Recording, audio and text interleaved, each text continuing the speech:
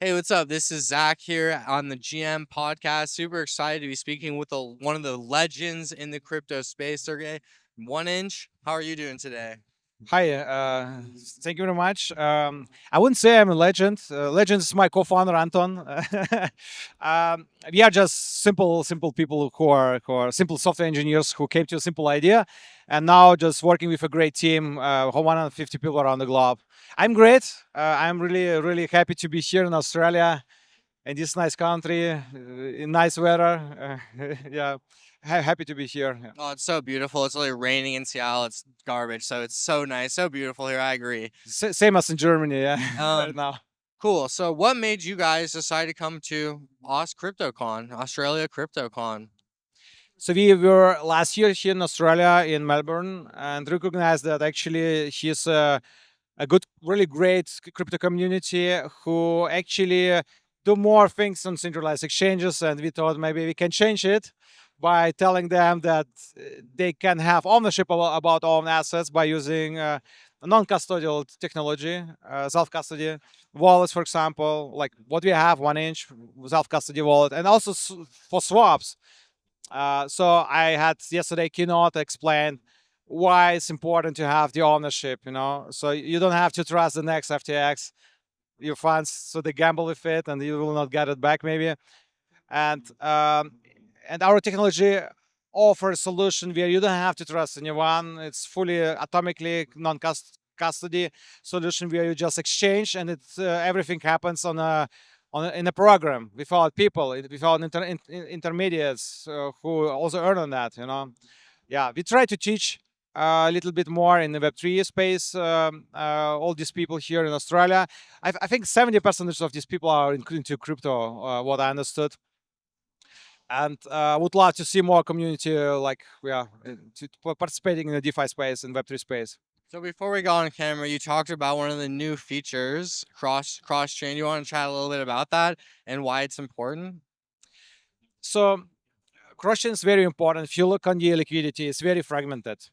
So actually, original idea of our 1inch DEX aggregator was to combine different fragmented liquidity on one network. It was Ethereum back in 2019, and the liquidity was already distributed among protocols like Uniswap, Kyber, 0x, Banker as well. Who Banker, one of the first liquidity protocols. Nowadays, we have more challenging situation. We have liquidity fragmented cross protocols, cross networks, DeFi networks, and other networks like Bitcoin as well. Bitcoin has a lot of liquidity, actually. There's a lot of Bitcoin hodler, and they can't really do anything with that. And we address this situation, this problem, by using our unique protocol. It's based on intents. So user just declare what they want to buy and what they want to sell. They agree on specific terms, what price, what price range is acceptable for them, and our protocol ensures that the user get the best execution by using specific techniques like Dutch auction approach. So actually, 1inch is nowadays a P2P marketplace where the user can sell own orders, own intents to market makers for the best execution. On the other side, where market makers sit, they monitor all the orders. It's like an order book, but they they monitor all the orders. They're starting deduction on spot price, going to market rate a little bit below. So as soon as it becomes profitable for them, where they can hedge maybe on centralized exchange, source the liquidity from centralized exchange or other networks as well, they do it, and they cannot afford to wait.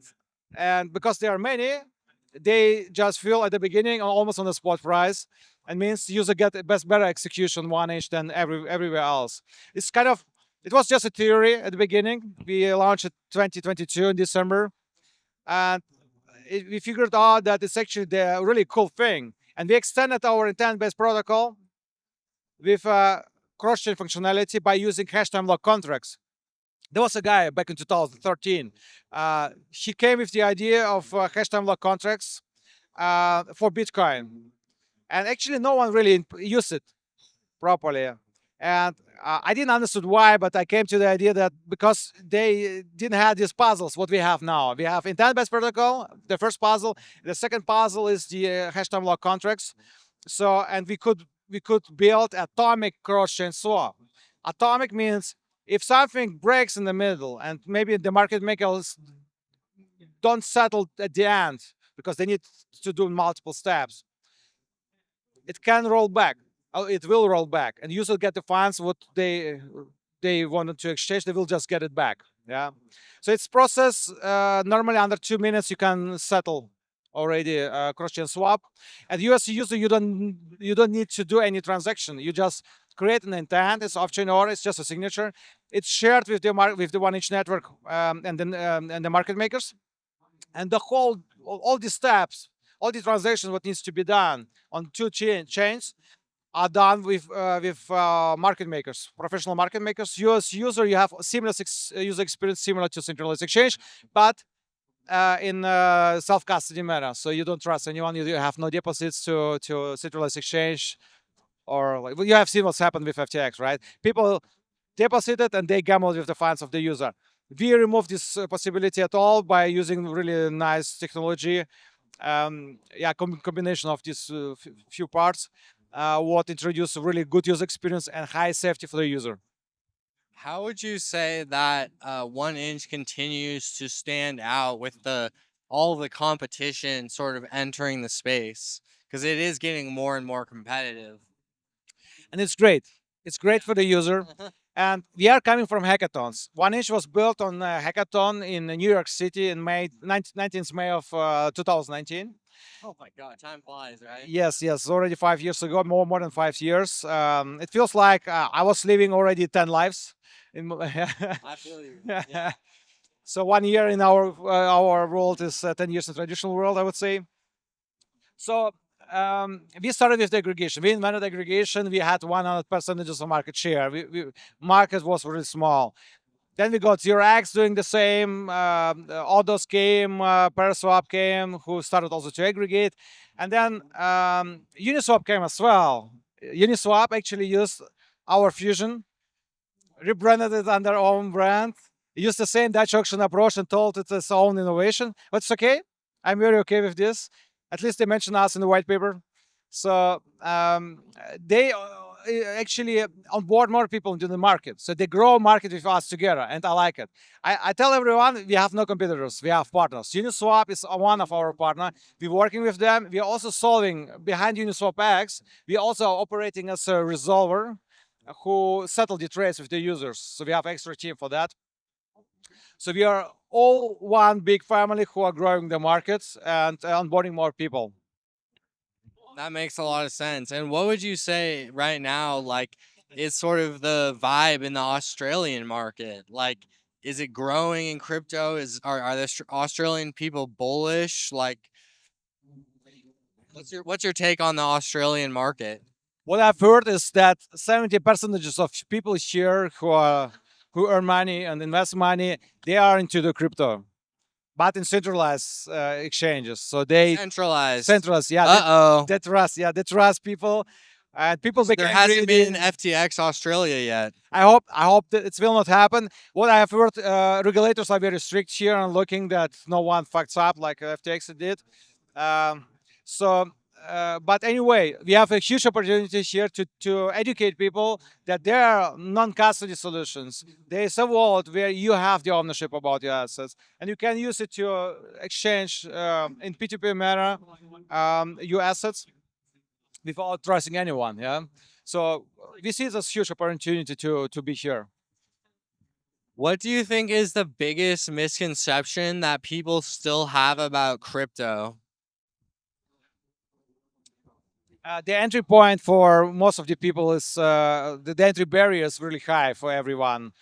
So people need to educate themselves, and it's not that simple when you have just normal day-to-day job. You had no touch points. I had as well no touch points with Bitcoin until 2011, and I actually look on that, but I didn't really recognize it as the next big thing until I have seen Ethereum 2016, when I started to build my own mining rigs and recognize, okay, this is it's just more than just Ponzi scheme or something. It's actually technology. It's technology, decentralized computer, and Bitcoin has also huge values. It's a good value storage, right? So no need to buy gold because you need to hold it somewhere. You need to store it. It's heavy, and Bitcoin you can transfer around the globe. It's global thing. You can access it globally. So also from the space and maybe from another planet. So it's actually a big thing. And yeah, it's the entry barrier, and we need to solve it by introducing better user experience for crypto interactions like swaps. So we try it. So I mentioned already in 1-inch swaps, cross chain, and also on chain. You just have seamless experience that you just similar to centralized exchange or stock exchange, where you just click a button, confirm, and then the magic happens under the hood. We need to more of this and more education, of course. Yeah. Awesome. Well, thank you so much for the fantastic interview. If you're watching this, make sure to check out 1-inch. I'm sure you already have. They're rocking it right now. Super excited for the new features coming out, and I really appreciate you taking the time for the fantastic interview. Thank you very much. Stay healthy. Hey, what's up? But it's not something Genzio is afraid of. If you want to survive, you got to build Everything we do not understand. Everything on the board. Ladies and gentlemen. We're back at the Genzio Media House. Awesome. Thanks so much for joining us today.